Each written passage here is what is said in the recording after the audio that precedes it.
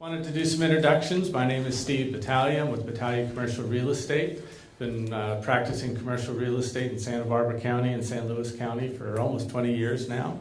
Specialize in multifamily housing and investment properties. We have two other gentlemen up from the Los Angeles area to help us because they've been living this stuff, just cause eviction and other rent control and other onerous ordinances. So they'll be able to give us their firsthand experiences. So with that, I want to introduce Earl Vaughn on the far side.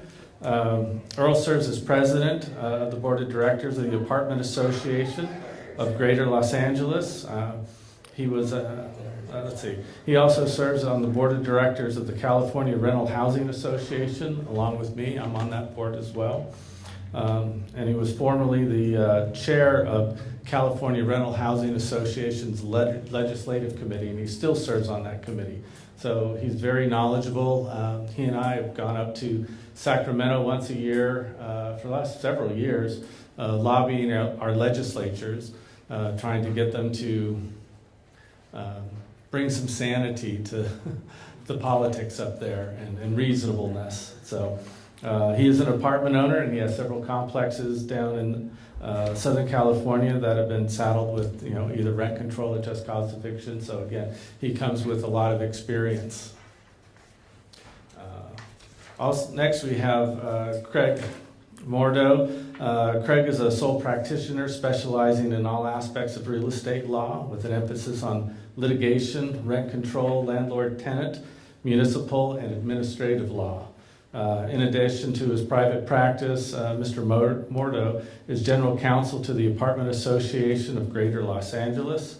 He has also been general counsel to the West Hollywood Concerned Citizens, a group representing rental property owners in the city of West Hollywood, and is senior attorney for the California Apartment Law Information Foundation, a nonprofit public interest foundation whose purpose was to collect and provide access to information on the current state of landlord-tenant law in California and to challenge laws that improperly restrict property rights. So he's our star for tonight. So that's our panel. And the first thing I wanted to cover is I would say that the concept of just cause eviction to me is a very frustrating concept because this has nothing to do with a just cause. We already have just cause on our books. If there is a just reason, if a tenant doesn't pay rent, if a tenant is a nuisance, if the tenant violates the lease, that's just cause and we can pursue eviction. What the ordinance is truly, it is extending the lease indefinitely and essentially giving a tenant a life estate in somebody else's property, so long as they pay the rent and they live there. And it just kind of struck me, and I was looking for a name. What should this thing really be properly named? And the only thing I could really come up with is the Everlasting Rental Agreement. The other thing I did was I brought a clip of our city council meeting where the city council voted to direct the city attorney to go ahead and draft a just cause ordinance. And to me, this was telling as to the mindset of the city council. And so I wanted you to kind of see it for those of you who weren't there.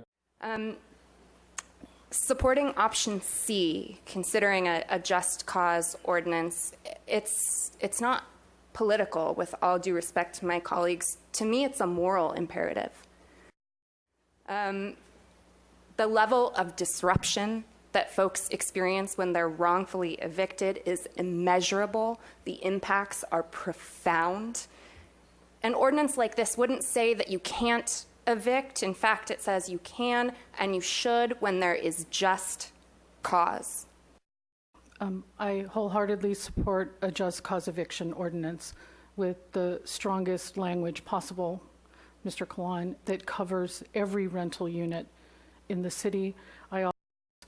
I will make the motion, and I'm hoping for a second, to move this to our city attorney to create a just cause eviction with the with letter A including a written mandatory lease. We won't need the B, right? Because we want maximum protection for our residents. Do I have a second? Motion by Mayor Murillo, seconded by Councilmember Gutierrez, to approve recommendation A, including mandatory written leases, and to direct the city attorney to bring just cause eviction remedies to council, going to ordinance committee first. That just cause eviction remedies would include 2 tiers with relocation assistance associated with just cause eviction if the eviction is not for cause. There are a couple points I think I really wanted to emphasize. When Mayor Murillo was on, she basically was calling on the city attorney to make the strongest language for the just cause eviction. That was one item that she emphasized. The other one was it applies to all rental housing. So no single family exemption. I mean, they're not talking about any exemptions. They want to blanket the city with the ordinance.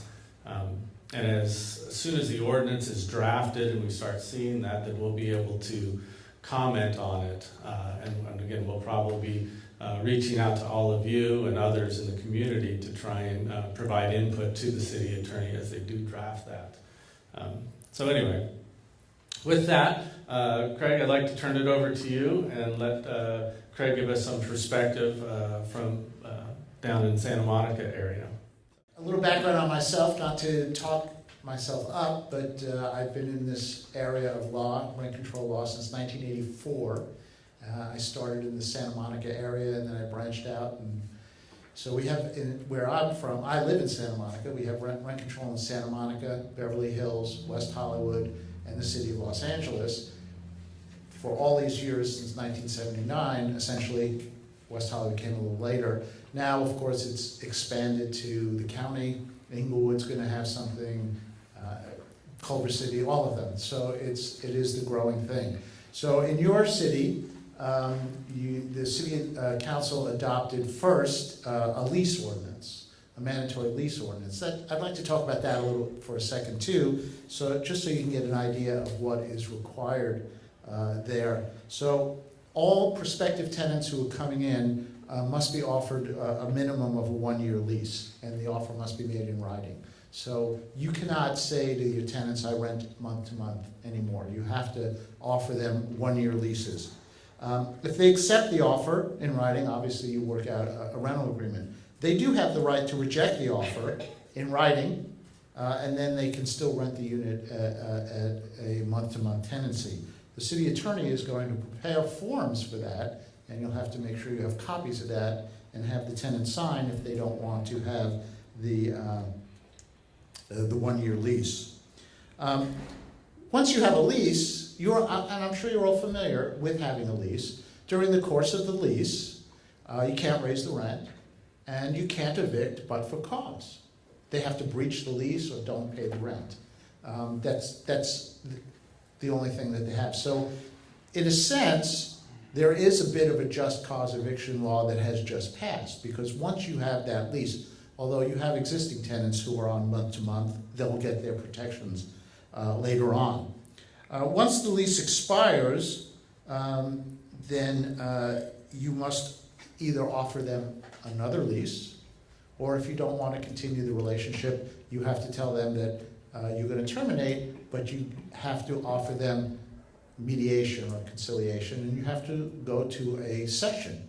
It doesn't mean you have to agree, but you will have to go to that session before you can terminate the tenancy. The funny thing about this is none of this is supposed to create a defense to an unlawful detainer, but there will be other methods of enforcement, so it is something that you will have to do. So now for those units that are not going to be covered by that, the just cause. What is just cause? Basically what it is, the city adopts a law that says that you cannot terminate a month-to-month tenancy the way you normally would under state law with a 30 or 60-day notice, except for various reasons. One, you can evict usually non-payment of rent, breach of a term of the rental agreement, nuisance or criminal activity, or if you want to do an owner occupancy or a relative occupancy, or if you want to tear the building down or go out of business. That second group usually requires the payment of relocation assistance. The first group not, because it's for cause. So what are they going to do here? We have some idea. As you heard, they turned down what they called the B idea. And the B idea was basically a just cause eviction for mass evictions. But they pretty much laid out what they consider just cause. So the city talked about allowing eviction for failure to pay rent, breach of the rental agreement, failure to provide reasonable access to the unit. So what that usually means is if there's some repair that is required or that the tenant has requested, and you've given a 24-hour written notice to enter, and they refuse you entry, you can evict them. You'd have to serve them a 3-day notice to perform a quit, then you'd have to go to court, but technically you would have a right to evict them for failing to give you the access that you are entitled to under the law. The other is permitting a nuisance to exist or causing damage to the rental unit, using the unit for an illegal purpose. And then again, if you want to recover the unit to comply with a governmental order. Some people have units, and I know nobody here is like that, but some people have units where there's actually no certificate of occupancy. They rent illegal units. If they get cited, they have to ask the tenant to leave. In this law, you would have to comply with regulations, pay relocation before you can get those units back. Real quick, up on the screen is a list. This is from the San Diego Just Cause Eviction list. And as I looked at against what Craig has there, it's like 95% the same. So this is a pretty good list of what the just causes are that are enumerated in the mass eviction ordinance that was proposed at the city of Santa Barbara. Almost every city has basically the same list. One of the things that was on your list that usually is not on the list is the right to recover possession if the tenant gives you written notice to quit that you accept in writing. Then you have a right to do that. Now, other cities don't usually put that in their ordinance, but most courts will enforce a notice like that. If a tenant gives you a notice that says, I'm leaving in 30 days, and you give written acknowledgement of receipt of that notice, under state law, you've locked in the termination of that tenancy. So even under most protection ordinances, you can recover possession of that unit in those circumstances. And this one also had the tenant failed to vacate at the expiration of a fixed-term lease. That's probably going to go away. Other cities treat fixed-term leases differently. Most just cause laws state that if you have offered the tenant a lease and they've signed that lease and they've stayed there the year, you then offer the tenant a second-year lease. Under the same terms, you can increase the rent some reasonable amount. If the tenant refuses to sign that second lease, you have a right to recover possession of the unit. That's in most just cause eviction laws. Whether it'll be in yours or not, I don't know at this point. If you were to go out of business, if you were to say, I no longer want to be in the rental housing business, everybody's got to leave, you'll have to pay relocation assistance. If you have to do work on the building, either mandated work or work that's necessitated just by the age of the building or the condition, and you have to ask people to leave, you'll have to pay relocation assistance. If you want to move in yourself or have a relative move in, usually they give you a list of which relatives they'll allow to move in. Usually it's pretty nuclear family, but children, parents, in-laws they like. I had someone call me the other day, can my niece move in? Nope. Usually nieces and nephews don't make the cut. Failure to pay the relocation would be a defense to an unlawful detainer. So that's pretty much a picture of what almost every just cause provision in California looks like. They're all pretty much the same. little variation here and there. So people ask me, is that related to rent control? Back in the 70s, one of the very first cities to enact a rent control law was, not surprisingly, the city of Berkeley. And landlords challenged that. It went up to the California Supreme Court. And the Supreme Court actually threw out the ordinance for very specific technical reasons.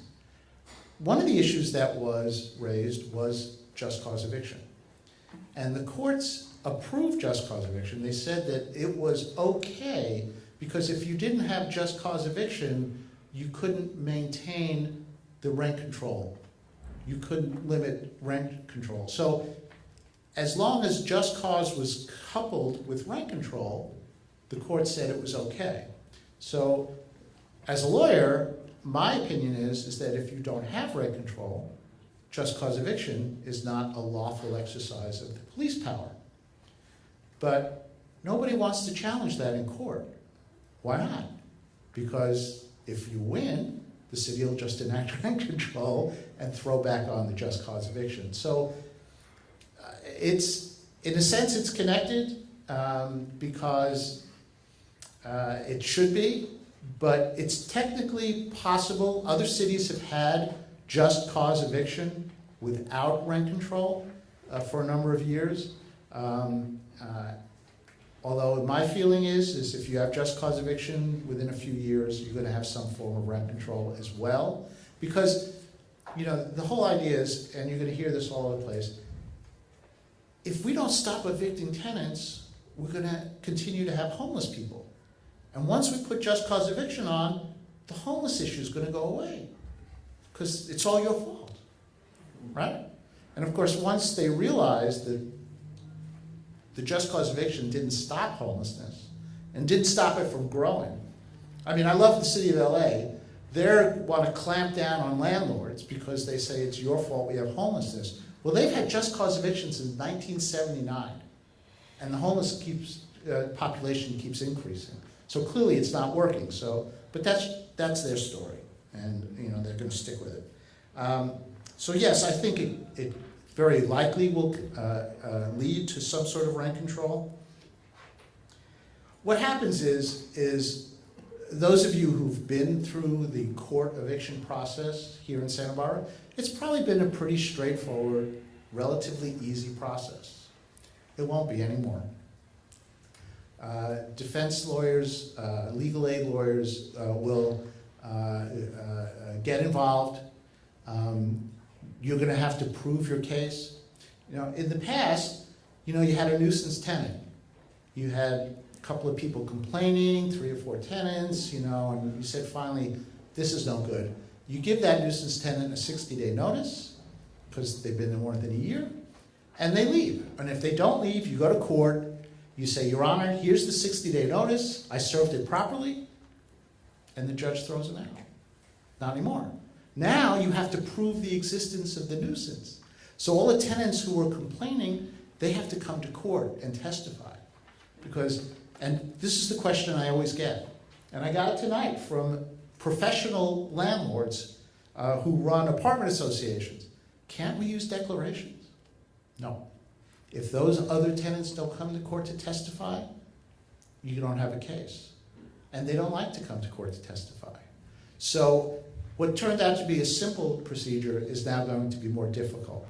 And what we've seen in, especially downtown LA, where the system is really broken, but we also see it in other branch courts, is that not only do you have to prove your case along with these just cause lines, but tenant attorneys now are demanding jury trials.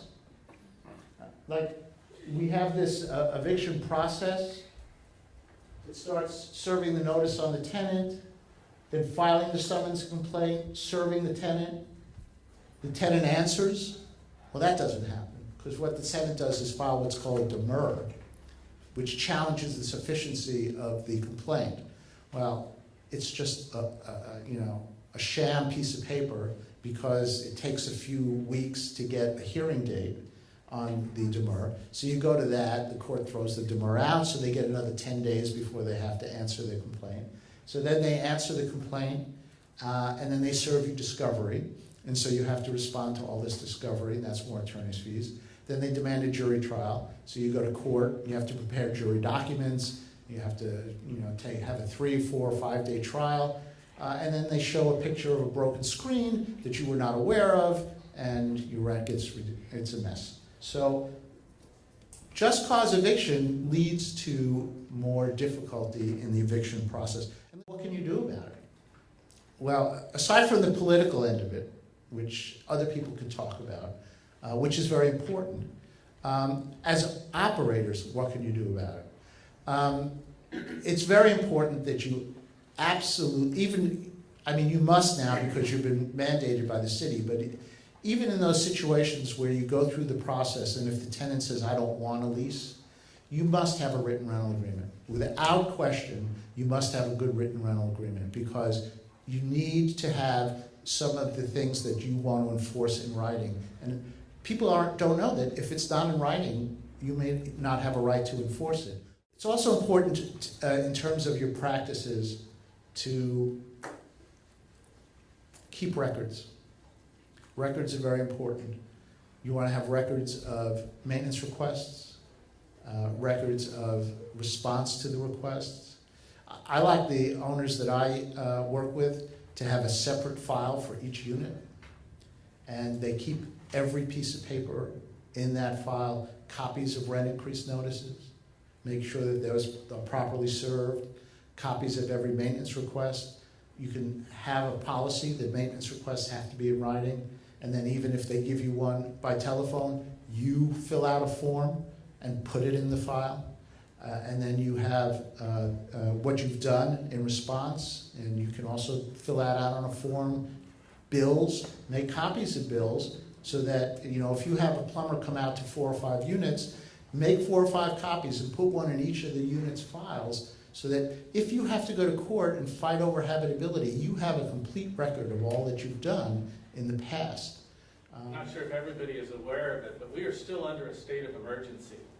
Santa Barbara County, which is 2 weeks ago, I think the governor renewed that. This comes back from the fires and the mudslides. And in a state of emergency, there's an anti-gouging measure which says you cannot raise the rents more than 10% within a year. So again, it's been far more than a year, but they keep renewing this. So we are still technically under an anti-gouging measure. So you cannot go raise rents by 15, 20%. You are still required to be within that 10%. Good evening, everybody. Steve asked me to come up and talk about just cause as a property owner. So I think I'll talk a little bit about that. I can't add too much to what Craig said because if that wasn't scary enough, I will tell you that what Craig said is true. It is almost impossible to evict somebody in a just cause jurisdiction. I'll just give you one brief story. I had a tenant who moved in a large dog. I'm a dog lover, by the way, so this is not personal. And the dog was a fairly violent dog. He would run inside of a patio at people all the time. I had a roofer at the property. The dog tried to attack the roofer. Another tenant's son was scratched and injured by this dog. I had a picture of it, by the way. Craig is my attorney. We went to trial because I won't get into great details, but if you have a situation like that, you have to go to trial. You have to take action. I had the roofer come and actually testify, and I think we had pretty good documentation. I had the pictures, and the judge would not evict the tenant based on this. And so this is one of those cases where, to me, even I was surprised that I couldn't evict somebody for that with the kind of evidence that I had. She came in, she cried about how hard it would be to find another apartment. She brought in a neighbor from 3 blocks away that said how wonderful she was and how wonderful she was to animals. But I think the bottom line was judges are loath to evict tenants for almost all nuisance reasons. And my case was a case when I actually had good proof and witnesses. which is unusual, number one, and unusual, number two. So what happens with just cause is the power really shifts away from you being able to enforce your rules and to get rid of non-cooperating and nuisance tenants to the tenants themselves. It's very difficult to do. You know, when I'm in front of people all the time, I say, whenever we talk about just cause, I say, you know, to be honest, we're not in the eviction business, right? That's not our business. That's not what we do. The only reason that we do that is as the last resort.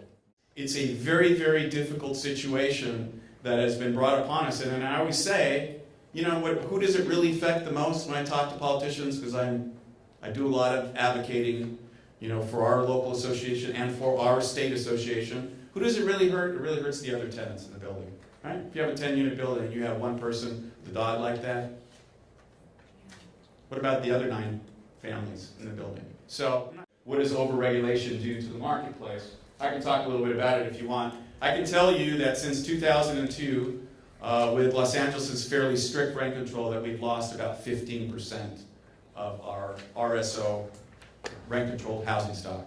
What have people done? We call it Ellising the building, which is taking the building out of the rental market. For that in Los Angeles, you need to pay every tenant approximately $20,000 a piece. So and it's a long process, and we fight tooth and nail to keep that, because the reason that we have the Ellis Act is because of very strict rent control ordinances, like in Santa Monica, where at a certain point, owners they're not making any money and they're barely making ends meet. So we defend that. There was an Ellis Act bill this year too, by the way, that we killed. So we strictly defend the right for an owner to use the Ellis Act, and it varies by jurisdiction. But that is one thing we always tell the politicians that we never get any traction on. Once you enact very strict rent control, what you get is less units, not more. You get less. In the future, do you see this going into Goleta and Lompoc and San Funny you should ask that question. Look at my next slide. Asking you shall receive. I'll give you your $5 afterward. That was perfect timing, Joe. So yes, we've certainly seen this go through a lot of these communities. Goleta has been talking about it. San Luis Obispo has been talking about rent control. Santa Maria has been dealing with some different topics. One is H-2A. It's a visa program by which farmers bring in farm labor and house them. And they will typically get old motels or apartment complexes, and they will house their farm workers seasonally in these units. Other issues that are really taking the backseat now are the inspections. We saw these a lot about 2 years ago, and they're kind of taking a back seat now, where a lot of municipalities were requiring either these building inspections or fire inspections. They wanted to get into each and every unit, but primarily they wanted to charge you a fee to get into that unit. Even if they didn't get into the unit, they would still charge a fee. This is a question I get all the time, and I think it's an obvious answer that, you know, yes, this does have an effect on property values. I think when we look at the prospect of a buyer, that's really what's driving the value, is what kind of buyers are out there. What's the demand? The larger the pool of buyers, the more demand, the higher the price and the higher the value of your property. As you whittle down that pool of potential buyers, they start being able to drive a better bargain, and the value of your property goes down. So again, if you look at the prospect of who's willing to come into a community that has just cause eviction or rent control, you know, there's not as many people who are interested in that. They'd rather go to other areas that don't have these kind of restrictive ordinances on them, and therefore the pool of buyers goes down, and the cost or the price goes down. The other thing is, right now, especially in Santa Barbara, the buyers are buying property based upon what they know they can reposition, where they can reposition the property for. So there's a lot of older properties. I mean, we have a lot of housing stock that is from the 60s, some from the 70s, haven't been updated in 50 years. And so those are opportunities for some buyers to come in, get them cleaned up, do a little renovation, put them back on the market, and bring a higher rent. And so what the buyers are doing is they're buying based on that pro forma, based on what they know they can get for rent in the future once they fix it up. With a just cause eviction in place, it's going to be very costly to try and vacate the building. And so that has a bearing on the ability of a buyer to come in and reposition that property. And they're going to have to factor that into the price they're willing to pay, which again pushes down the value of the property and the price they're willing to pay for it. So I think the more regulation we see, unfortunately, the lower the value of the properties. We talked a little bit about what we can do. I mean, in the operation, both Earl and Craig emphasized documentation. Be diligent on your documentation. Make sure you have every I dotted, T's crossed, every piece of paper saved. The other is, on your criteria, you might have to really look at what your criteria is for tenants when you admit them into your buildings. You're going to have to, scrutinize them, because now you are essentially married to them for as long as they're willing to pay for rent, and as long as they're willing to abide by the terms of the lease. So really scrutinizing the tenants and upping your criteria would probably be the one thing you can do. As a group, the one thing I want to emphasize is we need your participation. Everybody in here, we'd love to see you. I'm glad you're here. I applaud you for coming out on a Thursday night. It's late, but need your engagement. If you aren't part of the Santa Barbara Rental Property Association, I got applications in the back. I've got a magazine in the back. I encourage you guys to sign up, because we need a collective voice, and the more members we have, the stronger presence we have. Again, we team up with AGLA and 8 other associations. AGLA is Apartment Association of Greater Los Angeles. We team up with them and 8 other associations across the state, and that comprises the California Rental Housing Association, of which I'm on the board, Earl's on the board. Again, we need numbers in order to try and influence our politicians. So having your participation is key. And so we need you guys to join in on that. Also, the dollar sign was up there before, money. We've got a Santa Barbara Rental Association political action committee. We donate funds to either issues that come up on the ballot or politicians. And one of the critical things we need right now is we need to influence the politicians and what politicians get elected. It's involvement. And again, the Santa Barbara Rental Property Association has a great government affairs committee. The more people we have that are involved in it, the lighter the workload becomes. So if more people join in with that, somebody could just be our letter writer. That's all they could do. And that would be a huge help. Write letters, people could then sign. We need you guys to get to know who your city representative is, who your city council member is. We want you to get to know, and we can help introduce you guys at the different functions that we attend, who your county supervisor is. As Earl mentioned, Monique Limon, we meet with Monique Limon often. She is a critical element. She's on the housing committee in the state assembly. And she listens. She's actually been very good about listening and engaging us. But we'd love to have you there. The more you're in front of them, they will start listening to you. They will know who you are when you call and say, vote against AB 1482.